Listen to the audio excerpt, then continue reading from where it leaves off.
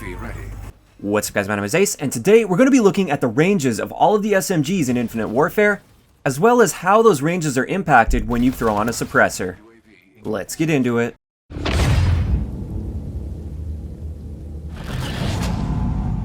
Alright guys, so just like with my assault rifle suppressor guide, which I will link in the description below, this is all hand tested. Everything here is hand tested on the map Retaliation. It took many hours, especially with the SMGs, because a lot of these SMGs have multiple damage ranges, whereas a lot of the assault rifles have only 1 to 2 different damage ranges.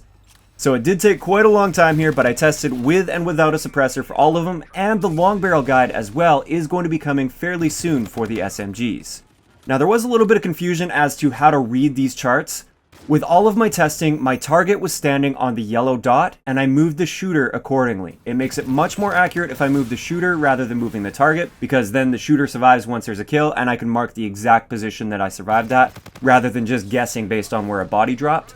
And also, everything was shot on the straight line from that target, and then I just slid it straight down on the graph. So once you get towards the bottom of the graph, it doesn't actually line up perfectly with the map, since we can't get a directly overhead view of the map. It's all based on that first top line. So let's kick it off with the ERAD. For the ERAD, without a suppressor, we get a 4-shot kill range, 5-shot kill range, and a 6-shot kill range. It drops off to a 5-shot kill at about 12 meters, and then at 20 meters, it drops off to a 6-shot kill. Once you put a suppressor on that, it reduces both of those ranges by 25%. And this seems to hold true for every damage range for all of the SMGs as we go through here. Just so I don't have to repeat myself over and over again, it appears we have a 25% range reduction when you use a suppressor on SMGs, which is actually exactly the same as the assault rifles. Moving on to the FHR, we've actually got 4 damage ranges here. We've got 4-shot kill range, 5-shot kill range, 6-shot kill range, and a 7-shot kill range with the FHR. And that 7-shot kill range actually starts at 18 meters, so it's already got a pretty short effective range with the FHR, but it does have a super high fire rate to compensate for that. Once you pop a suppressor on there, it drops all these ranges by 25%, and you can see those ranges there. Moving on to the Carlmont, we've got a great base 4-shot kill range at 15 meters, and then its 5-shot kill range reaches out to 20 meters before dropping off to 6 shots to kill. Even with a suppressor on there, you still maintain a pretty solid 4-shot kill potential, and therefore I would say suppressor is viable on the Karma. You just have to make sure you're playing up a little bit closer. Next up, we have the RPR Evo in SMG mode. And this is actually relatively comparable to the FHR, but it has slightly longer ranges for all of it. So it's got 4-shot, 5-shot, 6-shot, and 7-shot kill ranges, but you don't drop off to a 7-shot kill until 20 meters. Once again, pop that suppressor on there, and you lose 25% damage range to all of those ranges. Now I decided here I would also include the assault rifle mode for the RPR Evo, even though it's technically like an assault rifle, it's still in the SMG category, so I thought I'd throw it in here. So as you can see, we have an amazing 3-shot kill range with the RPR Evo in assault rifle mode. It looks to be right around the 35 meter mark, but we don't have the hard stats on that yet. But it's got a very solid 3-shot kill potential without a suppressor, and then even with assault rifle mode, you still only lose 25% of your damage range with a suppressor on there, and it still gives you a pretty decent 3-shot kill range in assault rifle mode. Next up we have the HVR, and this is the only SMG aside from the RPR Evo that can get a 3-shot kill without headshots. Now that 3-shot kill range is only 5 meters, so it's really not that long. You have to be very close to your enemy, but it does have a 3-shot kill potential, and then its other range values are also best in class from what we've seen so far. It's got a great 4-shot kill range, and also a great 5-shot kill range before dropping off to 6 shots to kill.